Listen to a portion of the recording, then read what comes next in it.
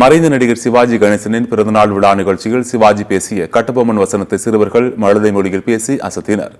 புதுக்கோட்டை மாநகராட்சிக்கு உட்பட்ட மேலராஜ் வீதி அருகே உள்ள திருமண மண்டபத்தில் புதுக்கோட்டை மாவட்ட நடிகர் திலகம் சிவாஜி சமூக நல பேரவையின் சார்பில் மறைந்த நடிகர் சிவாஜி கணேசனின் 97ஆம் ஆண்டு பிறந்தநாள் விழா நிகழ்ச்சி நடைபெற்றது.